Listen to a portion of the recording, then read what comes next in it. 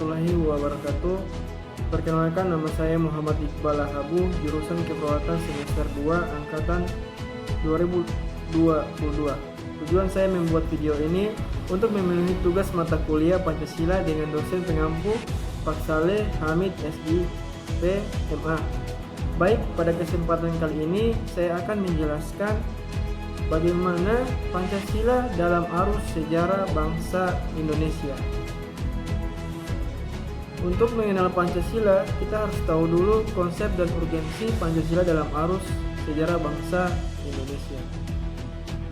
Dalam periode pengusulan Pancasila, jauh sebelum periode pengusulan Pancasila, cikal bakal munculnya ideologi bangsa itu diawali dengan lahirnya rasa nasionalisme yang menjadi pembuka pintu gerbang kemerdekaan bangsa Indonesia. Perlu diketahui bahwa perumusan Pancasila itu pada awalnya dilakukan dalam sidang BPUPKI pertama yang dilaksanakan pada 29 Mei sampai dengan 1 Juni 1945. Sehari setelah dilantik, 29 Mei 1945 dimulailah sidang yang pertama dengan materi pokok pembicaraan calon dasar negara. Tokoh yang mengusulkan, menurut catatan sejarah, diketahui bahwa sidang tersebut menampilkan beberapa pembicara, yaitu Mr. Muhammad Yamin, Insinyur Soekarno, I. Bagus Hadikusumo, dan Mr. Soepomo. Keempat tokoh tersebut menyampaikan usulan tentang dasar negara menurut pandangannya masing-masing. Salah seorang pengusul calon dasar negara dalam sidang BPUPKI adalah Insinyur Soekarno yang berpidato pada 1 Juni 1945 pada hari itu. Insinyur Soekarno menyampaikan 5 butir gagasan tentang dasar negara. Kelima butir gagasan itu oleh Soekarno diberi nama Pancasila. Kita masuk ke periode perumusan Pancasila. Hal terpenting yang mengemuka dalam sidang BPUPKI kedua pada 10-16 Juli 1945 adalah disetujuinya naskah awal pembukaan hukum dasar yang kemudian dikenal dengan nama Piagam Jakarta. Piagam Jakarta itu merupakan naskah awal pernyataan kemerdekaan Indonesia. Naskah awal pembukaan hukum dasar yang dijuluki Piagam Jakarta ini di kemudian hari dijadikan pembukaan Undang-Undang 1945 dengan sejumlah perubahan di sana-sini. Nah, ada perubahan peta politik. Salah satu penyebab terjadinya perubahan peta politik dunia itu ialah takluknya Jepang terhadap sekutu. Peristiwa itu ditandai dengan jatuhnya bom atom di kota Hiroshima pada 6 Agustus 1945. Sehari setelah peristiwa itu, 7 Agustus 1945. Nah, pada periode pengesahan Pancasila, peristiwa penting lainnya terjadi pada 12 Agustus 1945 ketika itu Soekarno, Hatta, dan Regimen Leningrad dipanggil oleh penguasa militer Jepang di Asia Selatan ke Saigon untuk membahas tentang Hari Kemerdekaan Indonesia sebagaimana yang pernah dijanjikan. Namun, di luar dugaan, ternyata pada 14 Agustus 1945 Jepang menyerah kepada sekutu tanpa syarat. Nah, ini juga dikaitkan dengan sejarah Rengas Dengklok. Para pemuda sudah mengetahui bahwa Jepang menyerah kepada sekutu sehingga Jepang tidak memiliki kekuasaan secara politis di wilayah pendudukan termasuk Indonesia. Perubahan situasi yang cepat itu menimbulkan kesalahpahaman antara kelompok pemuda dengan Soekarno dan kawan-kawan hingga terjadinya penculikan atas diri Soekarno dan Muhammad Hatta ke Rengas Dengklok.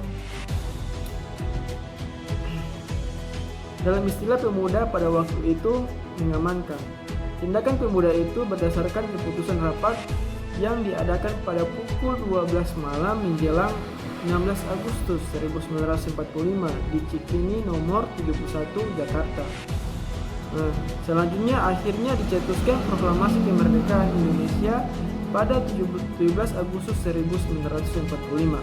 Teks kemerdekaan itu didekatkan oleh Muhammad Hatta dan ditulis oleh Soekarno pada dini hari.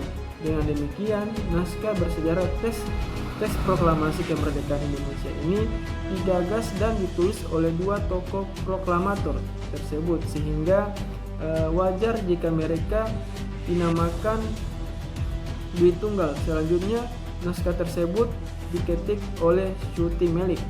Rancangan pernyataan kemerdekaan yang telah dipersiapkan oleh BPUPKI yang diberi nama Piagam Jakarta akhirnya tidak dibacakan pada 17 Agustus 1945. Nah, kemudian ada peristiwa Super Semar. Peristiwa G30 SPKI menimbulkan peralihan kekuasaan dari Soekarno ke Soeharto.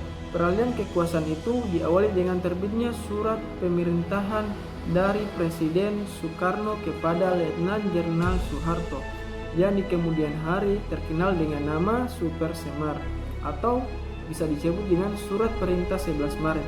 Surat itu intinya berisi perintah Presiden kepada Soeharto agar mengambil langkah pengamanan untuk menyelamatkan keadaan.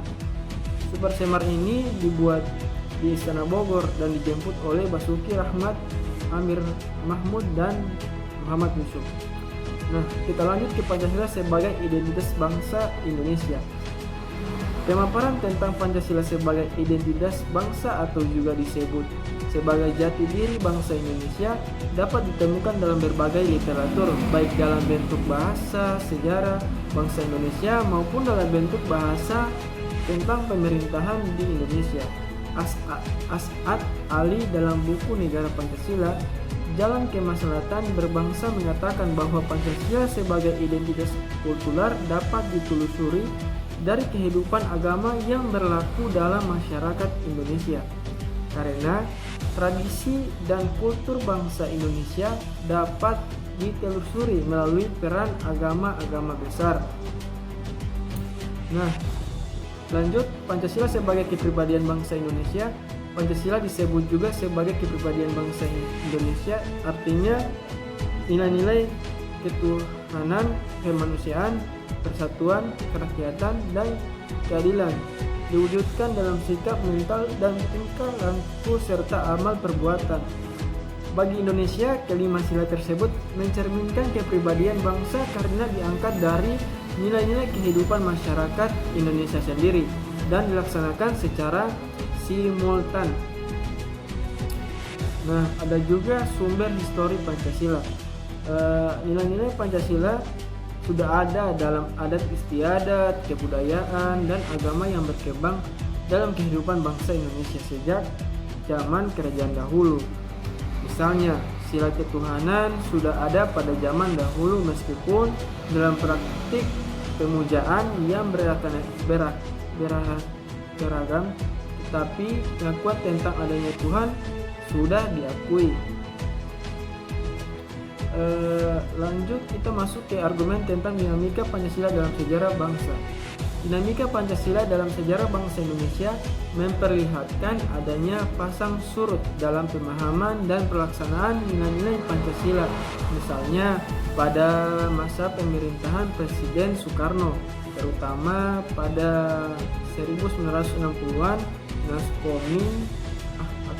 Naskom lebih populer daripada Pancasila.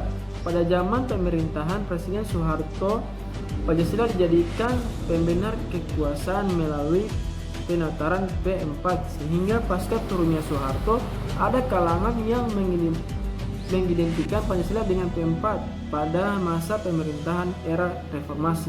Ada kecenderungan para penguasa tidak respek terhadap Pancasila, seolah-olah Pancasila ditinggalkan. Nah, adapun urgensi Pancasila dalam kajian sejarah bangsa menunjukkan bahwa pengetahuan tentang Pancasila yang ada di dalam masyarakat tidak sebanding dengan semangat penerimaan masyarakat terhadap Pancasila.